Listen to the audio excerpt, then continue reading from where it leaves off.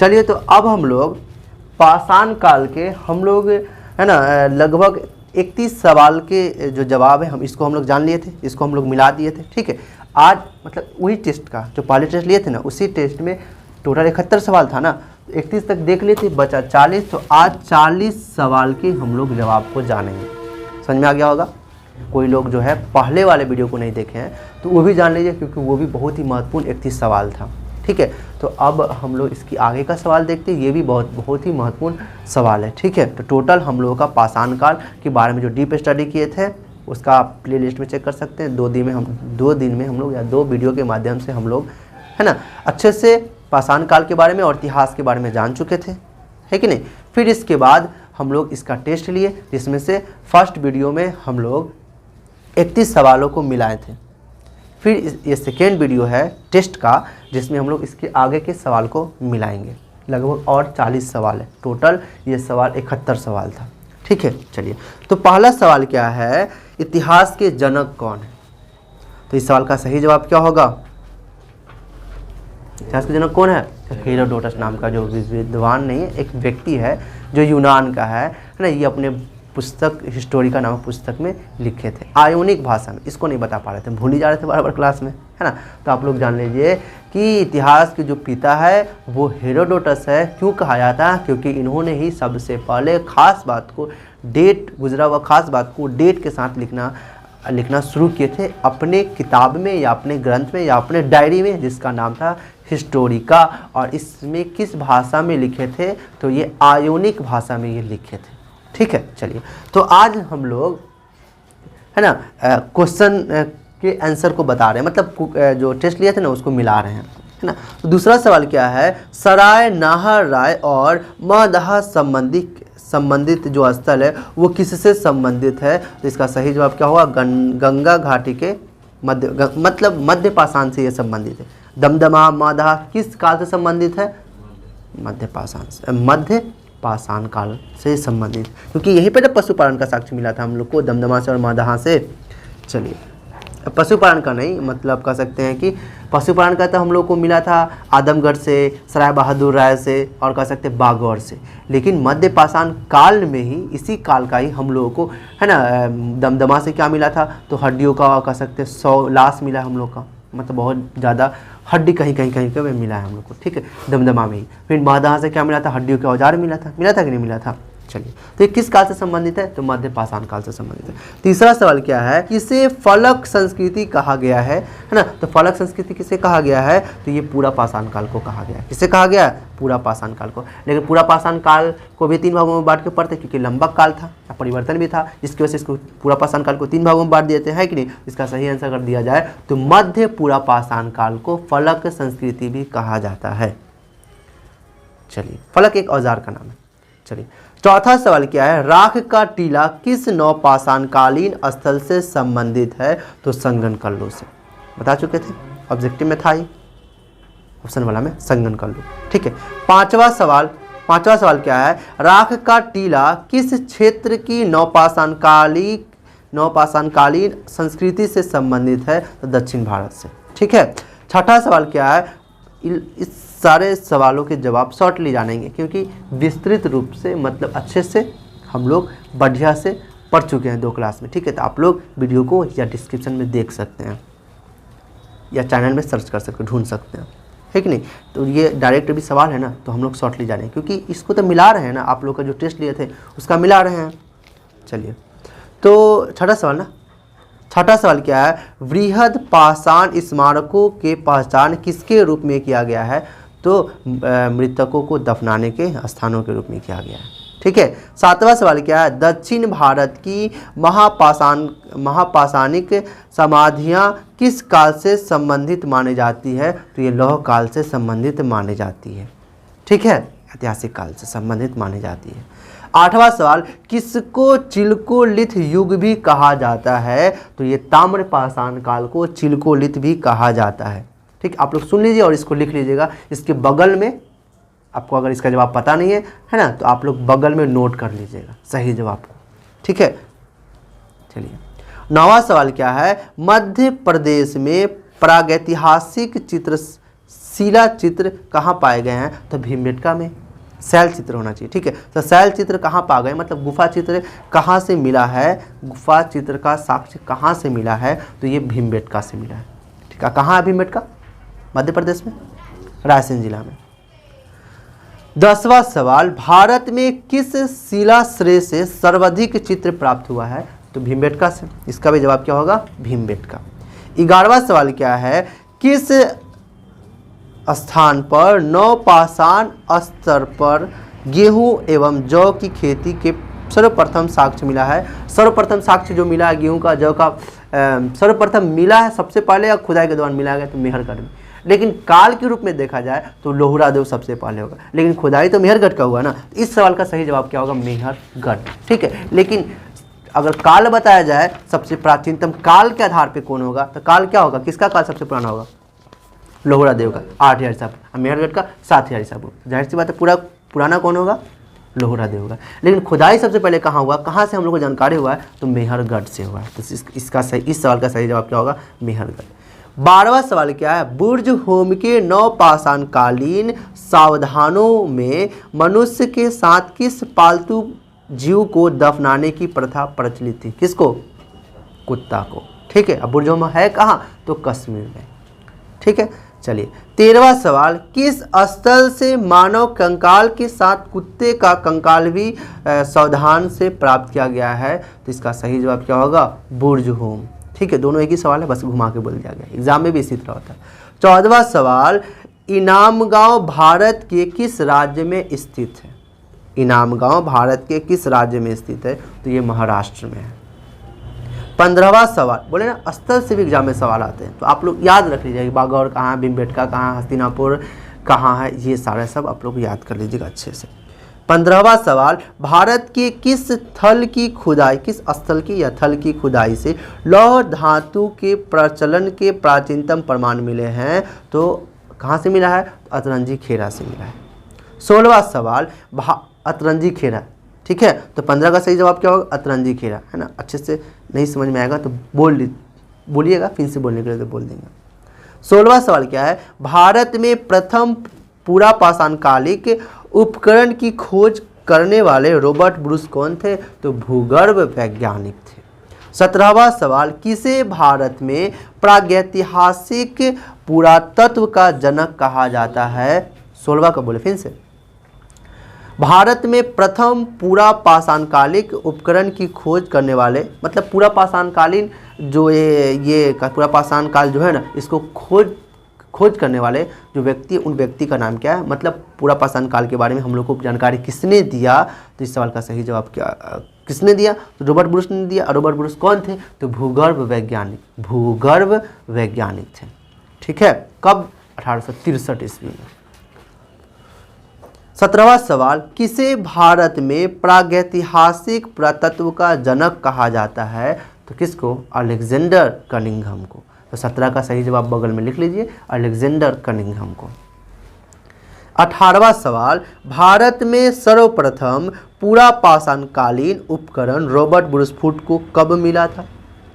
तो 1863 ईस्वी में, है ना। 1863 ईस्वी में रॉबर्ट ब्रूसफुट ने पूरा पाषाण काल के बारे में हम लोग को जानकारी दी, है ना, क्योंकि उनको कुछ साक्ष्य मिला होगा। तो वही सवाल है कि उनको कब साक्ष्य मिला? तो 1863 ईस्वी में, 1863 ईस्वी में।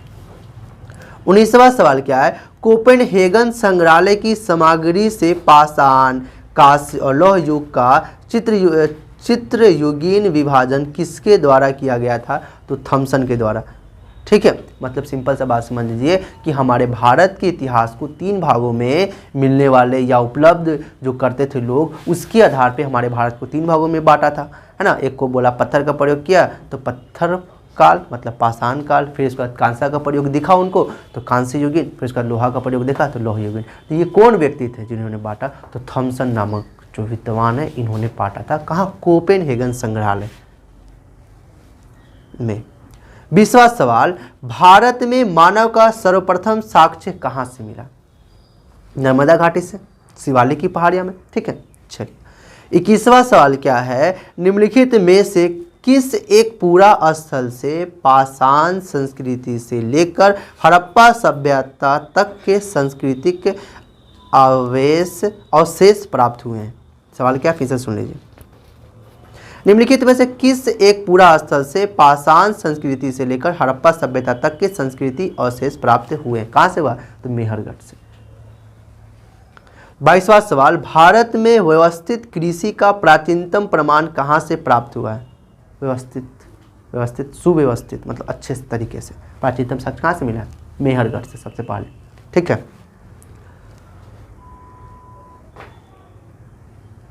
23वां सवाल देखिए, मेहरगढ़ है वो पाकिस्तान के बलूचिस्तान में, ठीक है, कच्छ मैदान में, मतलब कच्छ जिला में होगा।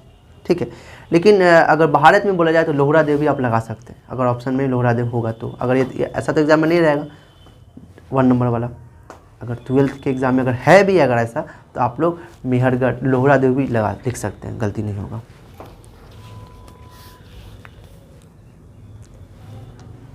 लोहरा देव ही सही होगा। ठीक है। 23वां सवाल, भारतीय उपमहाद्वीप में धान की खेती के प्राचीनतम साक्ष्य कहाँ से मिला? धान की खेती का प्राचीनतम साक्ष्य कहाँ से मिला? कोल्डिवा से। और कोल्डिवा कहाँ है? उत्तर प्रदेश में। ठीक है, चलो। 24वां सवाल, किस क्षेत्र में चावल उत्पादन साक्ष्य मिला है? चावल की खेती का साक्ष्य मिला है तो बेलन घाटी से।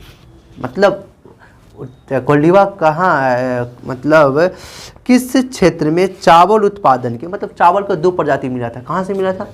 हाँ, बेलन घाटी। बेलन घाटी में का मीप कलिहल नामक स्थल था जो उत्तर प्रदेश में है, बेलन घाटी में। ठीक है, तो बेलन घाटी आप डायरेक्ट लिख सकते हैं, कोई दिक्कत नहीं है। या मीप कलिहल वाला स्थल लिख दीजिएगा। यहाँ से दो प्रकार का 2 प्रजाति चावल के 2 किस्म मिला था, 2 किस्म का 2 टाइप का चावल यहाँ से मिला था। 25वां सवाल क्या है, गंगा घाटी में धान की खेती का प्राचीनतम प्रमाण कहाँ से मिला है? तो लोहरा देव में मिला है। थोड़ा तेज अब आगे बढ़ते हैं। ठीक है, चलिए। 26वां सवाल क्या है, मध्य पाषाण कालिक प्रसंग में पशुपालन के प्रमाण का जहां मिले हैं वह स्थल कौन था? तो ये आदमगढ़ था। आदमगढ़ से ही ना मिले पशुपालन। चलिए, तो 26 का आदमगढ़ आंसर होगा, सही होगा। 27वां सवाल, भारतीय उपमहाद्वीप में पालतू भैंस का प्राचीनतम साक्ष्य कहाँ से मिला? इसको हम नहीं बताए थे। ठीक है, तो आप लोग अभी ध्यान कर लीजिए, याद कर लीजिए या लिख लीजिए बगल में कि पालतू भैंस का प्राचीनतम साक्ष्य मेहरगढ़ से मिला है। ठीक है। 28वां सवाल, होमो इरेक्टस का एक कपाल निम्न में से किस स्थल से मिला है? तो नर्मदा घाटी के हथनौर से मिला है। नर्मदा घाटी के हथनौर से मिला। कहाँ से मिला है? नर्मदा घाटी के हथनौर से मिला है। 29वां सवाल, भारत में प्रागैतिहासिक मानव का प्राचीनतम जीवाश्म किस स्थल से मिला है? तो ये भी हथनौर से मिला है। 30वां सवाल, मध्य पाषाणिक के संदर्भ में वन्य धान का प्रमाण कहाँ से मिला है? तो इसका सही आंसर होगा, सवाल क्या है, मध्य पाषाणिक संदर्भ में वन्य धान का प्रमाण कहाँ से मिला है? तो चौपानी मांडो से भी मिला है। ठीक है, लेकिन आप कोल्डिवा लिख सकते हैं, कोल्डिवा भी होगा। ठीक है। 31वां सवाल क्या है, खाद्यान्नों की कृषि सर्वप्रथम प्रारंभ कब हुई थी? है ना, मतलब अच्छे तरीके से खेती करना कब प्रारंभ हुआ था? तो नवपाषाण काल में। कब? नवपाषाण। लिख लीजिए नवपाषाण काल। 31 का सही आंसर नवपाषाण काल। 32वां सवाल, उत्खनित प्रमाणों के अनुसार पशुपालन का प्रारंभ कब हुआ? पशुपालन का प्रारंभ कब हुआ, मतलब कब से पशुपालन किया जा रहा है? तो मध्यपाषाण काल से। ठीक है, मध्यपाषाण काल। इसका साक्ष्य हमसे हम लोगों को या विद्वान जो लोग थे उन लोगों को कहाँ मिला? भूगोल में जो वैज्ञानिक थे उन लोगों को साक्ष्य कहाँ से मिला? आदमगढ़ से मिला, बागौर से मिला पशुपालन का, और सराय बहादुर राय से मिला, और भी स्थल से मिले होंगे। अभी क्या सवाल था? 33वां सवाल, ताम्रपाषाण काल में महाराष्ट्र के लोग मृतकों के शरीर को फर्श के नीचे किस तरफ रख कर दफनाया करते थे? तो उत्तर से दक्षिण की दिशा में। उत्तर से दक्षिण की दिशा में। 33वां सवाल, रॉबर्ट ब्रूसफुट जिन्होंने भारत में प्रथम पूरा पाषाणिक उपकरण की खोज की थी वो कौन थे? भूगर्भ वैज्ञानिक थे। ऐसा सवाल कितना दफ़ा था, लेकिन सब अलग अलग तरीके से पूछा गया था। ठीक है। 34वां सवाल, उच्च पूरा पाषाणिक या उच्च पूरा पाषाण काल में हड्डी की बनी मृतकों की प्रतिमा कहाँ से मिली है? तो बेलन घाटी से मिली है। बेलन घाटी कहाँ पे है? उत्तर प्रदेश में है। ठीक है।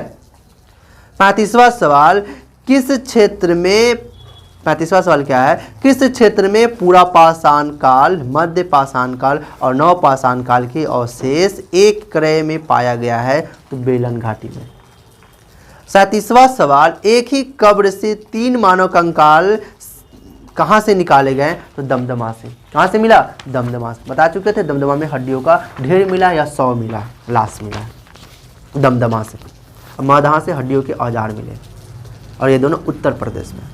38वां सवाल, हड्डी के निर्मित आभूषण भारत में मध्य पाषाण काल के संदर्भ में कहाँ से प्राप्त हुआ? है ना। तो हड्डी से निर्मित आभूषण या औजार कहाँ से मिला? तो ये मध्य पाषाण काल में ही कहाँ से मिला? तो ये कहाँ से मिला था? तो मादहा से मिला, अभी जस्ट बताया। 39वां सवाल, किस स्थल पर काले तथा लाल मृदभांडों की स्तरीय स्थिति को, है ना, मतलब OCP और PGW के मध्य सर्वप्रथम पहचान किया गया है? तो अतरंजी खेरा में किया गया है, और इसके बारे में हम लोग अच्छे से जानेंगे आगे हम लोग। ठीक है। चलिए, क्योंकि ये पाषाण काल है तो हम लोग सारा कुछ इसी में पढ़ेंगे, घिच-पिच हो जाएगा। एक देखिए, अच्छे से पढ़ेंगे, एक तरीके से पढ़ेंगे, क्रम में पढ़ेंगे तो भूलेंगे नहीं। क्योंकि इतिहास को लगभग सारे लोग भूल जाते हैं, लेकिन एक तरीके से, सिस्टमेटिक तरीके से पढ़ेंगे, एक क्रम में, एक कहानी के जैसा बना के, तो भूलेंगे नहीं हम। लेकिन एक दूसरे से कनेक्शन रहेगा तो भूलेंगे नहीं, याद करने में भी आसानी होगा। और कहीं कहीं से पढ़ लेंगे, मेन बात को, खास बात को कहीं कहीं से पढ़ लेंगे तो मजा आएगा नहीं, भूल जाएंगे हम लोग। लेकिन हम लोग को याद रखना है ना इसको अच्छे से।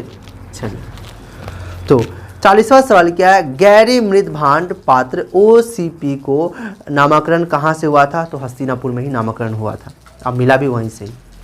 विंध्य क्षेत्र के किस शिलाश्रय से सर्वाधिक मानव कंकाल मिला है? तो लेखिया से मिला है, भीमबेटका से मिला है। कहाँ से मिला है? भीमबेटका से। ठीक है। और लेखाहिया से भी मिला है, लेकिन ज़्यादातर जो मिला है वो भीमबेटका से मिला है। ठीक है। तो उम्मीद करते हैं ये सारा आप लोगों को, है ना, अच्छा से समझ में आ गया होगा, है ना। तो आप लोगों को कितना कितना नंबर आया? टोटल जो सवाल थे, ऑब्जेक्टिव सवाल कह सकते हैं, टोटल थे वो कितने थे? 30 थे, एक तो गलत हो गया। ठीक है।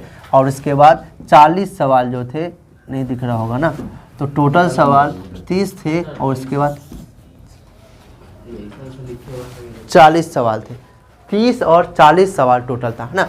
तो 70 सवाल में आपको कितना नंबर आया, है ना, आप लोग कमेंट कर दीजिएगा कि 70 में हमको 70 आया, 70 में कितना आया। आप लोग सारे लोग कमेंट कर दीजिएगा, और हम क्लास में देखते हैं सारे लोग को कितना कितना नंबर आया, सबसे पूछते हैं। ठीक है। चलिए, तो नेक्स्ट वीडियो में हम लोग क्या पढ़ेंगे? तो नेक्स्ट वीडियो में हम लोग, अभी हम लोग क्या पढ़ लिए? इतिहास के बारे में जाने, इतिहास के जनक के बारे में जाने, इतिहास का पूरा हिस्ट्री जाने, मतलब इतिहास का हिस्ट्री जाने।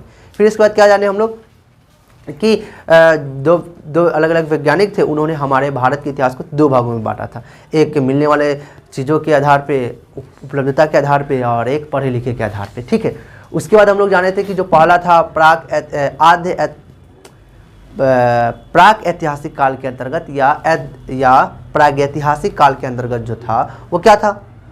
पाषाण काल को पढ़े थे मतलब। तो पाषाण काल के बारे में अच्छे से हम लोग जान लिए। फिर उसके बाद हम लोग का ये पूरा टेस्ट भी हो गया, है ना। अब हम लोग नेक्स्ट डे, अगला दिन हम लोग, है ना, हड़प्पा सभ्यता के बारे में जानेंगे। और हड़प्पा सभ्यता में एक तरीके से जानेंगे जो हम लोग भूले नहीं, याद रखना हम लोग को, है ना। एक तरीके से जानेंगे कि हड़प्पा सभ्यता के बारे में जानेंगे। फिर इसके बाद इसका जो नाम है, कहीं पे मेलुआ सभ्यता लिखा जाता है, मतलब कहीं पे सिंधु सभ्यता, कहीं पे हड़प्पा सभ्यता, कहीं पे धातु युगीन सभ्यता, परस्पर धातु युगीन सभ्यता, कहीं पे इसको कांस्य युगीन सभ्यता बोला जाता है। तो ये सब क्यों बोला जाता है, इसके बारे में जानेंगे। फिर इसके बारे में जानेंगे कि कहाँ से कहाँ तक इसका विकास हुआ है। फिर इसके बारे में जानेंगे कि हड़प्पा सभ्यता के जो लोग थे, मतलब वो कौन लोग थे ना, कहाँ से आए, भारतीय लोग थे या कहाँ के लोग थे जो इस सभ्यता को विकास किए, है ना। फिर इसके बाद हम लोग जानेंगे इसका काल जानेंगे। इसी तरह हम लोग अच्छे से तरीके से जानेंगे एक लय में, ताकि हम लोग को याद रहे हमेशा के लिए, भूले नहीं। कहीं कहीं से जान लेंगे, कुछ कुछ जान लेंगे तो हम उसको भूल जाएंगे। ठीक है। एक क्रम में बढ़िया से हम लोग जानेंगे ताकि हम लोग उसको याद रख सके हमेशा। क्योंकि कहानी के वे में होता है तो हम लोग भूल नहीं पाते। ठीक है, तो नेक्स्ट वीडियो में मिलते हैं, है ना। तब तक हमसे पढ़ने के लिए, है ना, हमारे चैनल को सब्सक्राइब कर दे और हमसे जुड़े रहें। Thank you so much for watching this video.